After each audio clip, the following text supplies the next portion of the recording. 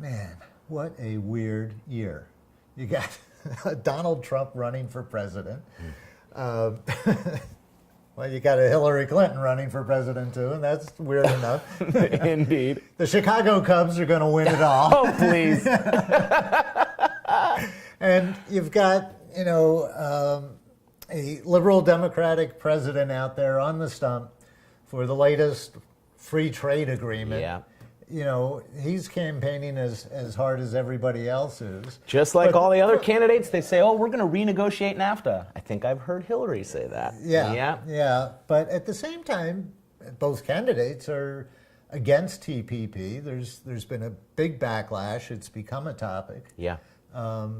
People, even if they don't fully understand these trade agreements, I think, have finally gotten the idea that it's not for the benefit of workers or for the people in any of these countries. Yeah. It does seem that the country has finally come around to see free trade as among those policies that's contributing to growing inequality and not part of the solution. Yeah. So I think that certainly is good. You've probably been asked this before, but you've been working on this kind of stuff for a long time. Can these things be fixed? I mean, if you got to renegotiate NAFTA or start over on TPP with all these countries, I think how do you fix it? Yeah, no, I think so. I think it's a fair question. It's I always find it frustrating, and I've had more members of the House of Representatives than I wish to acknowledge ask me, well, if there's something wrong with the TPP, then what's the alternative? And I think to myself, the TPP took 11 years to negotiate anywhere between 3 and 12 countries over the course of that time. I can't provide for them a list of exactly what the TPP should be. Yeah, in year 3, week 4, we should have done this instead of that. Right. The tariffs on imported poultry should be, and so I tend to find that frustrating, and I think it really misses a big point about how trade policy is thought about and how trade policy is dealt with in the States.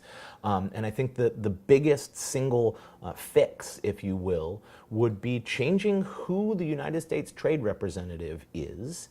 And who is the United States Trade Representative? Right now, it's a man by the name of David Froman, how did they get there? I guess is almost presidential appointment. Presidential appointment. It's a cabinet level position, like the director of EPA or something. And in the same way that folks are familiar with the idea that the ag secretary almost always comes from one of the big ag companies, the USTR is virtually always selected from one of the transnational corporations or in the financial sector. And so these are folks whose perspectives on the world are different than the average American, and I think perhaps don't quite have a sense of how trade policy interacts with domestic policy. And I would argue that the two aren't distinct policies at all. That economic policy has social consequences, it has environmental consequences, and yet the way we arrived at NAFTA, the way we negotiated the Trans-Pacific Partnership, was treating trade policy as if it was an isolated thing that didn't have deep interactions with the rest of it. And so I tend to say, I think that the biggest single fix would be, and it's not sexy unfortunately, is a procedural fix. You got to change who is in the room. We need some factory workers. We need the Sierra Club there. We need the AFL-CIO there. And that isn't to say that Monsanto shouldn't be there, that Halliburton shouldn't be there. But at present, they're the only ones in the room. And so it shouldn't come as a surprise that the rules that they write without any of us in the room end up benefiting them both internationally as well as advancing their domestic policy, which is why you end up with these crazy courts that allow transnational corporations to sue countries, because none of us were in the room. Our representatives aren't even in the room. Do we know who was in the room and who wasn't? We don't know exactly. What we do know is who sits on the myriad of trade advisory councils that advise, or committees that advise the USTR. And 90+% of those are folks from big companies or industry associations. There's a few enviros and labor folks sprinkled into a few of the committees, but those committees are not participating in the down and dirty negotiation of actual text. What they get is sort of notice of what the U.S. might propose, and they get to comment on it. But they're never in the room when the law is actually written. And I think that's the single most important thing, is that if we're going to have different outcomes of U.S. trade policy, we need to start with a different set of actors. And it's going to be critically important, given how we've seen trade agreements being used against human rights laws, against environmental laws, that indigenous people are in the room to talk about how a particular trade policy will affect their native lands. It's important for the Sierra Club and Friends of the Earth and NRDC to be in the room to say, oh, that's interesting. What you might not have thought of, Halliburton, although you might have, but what you might not have thought of because of your worldview and your objectives is how that particular rule is going to change the incentives around solar energy. So how might NAFTA or TPP look different if Sierra Club and some labor unions and Native Americans were in the room and had to agree before they signed off on behalf of the United States? Yeah, I think there's sort of a few obvious ones, which is we've been arguing since Bill Clinton was president for strong environmental protections that are enforceable. So if a company or a country are violating environmental laws or failing to enforce environmental laws, the trade agreement includes some real teeth that can force them to comply with those. Same thing, if you see child labor, if you see slave wages being paid, we want to make sure that the trade agreements also provide enforcement mechanisms for those other social values other than just profit.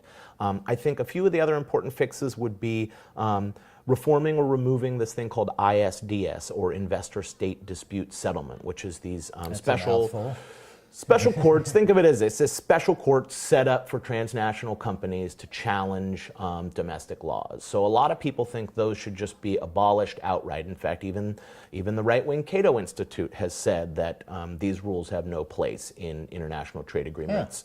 Yeah. And then I think a couple of other ones would be a massive expansion in the exceptions that are included in these agreements. So the current set of exceptions, which is to say, you violated the law, I'm upset with you, and you say, but I have an excuse, look at this exception.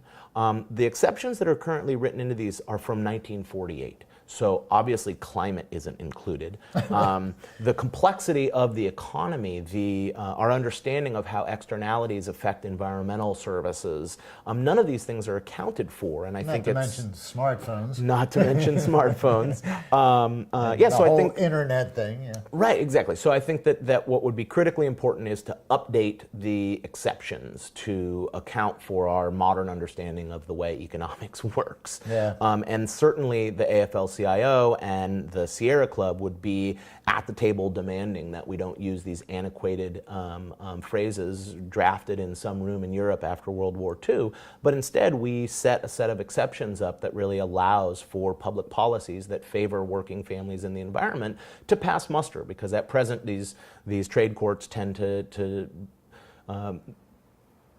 They tend to find ways to massage the language that's in there to rule in favor of business virtually every single time. Well, So I think those are a few of the basics. So if we can get other players in the negotiating room at the beginning, we might get some decent trade agreements. Get the Sierra Club in, unions. Absolutely, I think that's right. I think in the same way that if you ask a different question, you're likely to get a different answer. If you start with a different set of players, you're going to end up with a different outcome. Well, I got to say, I think it's about as likely that Sierra Club and the labor unions are going to get into this negotiating room as it is for, say, the Chicago Cubs to win the pennant. We'll see.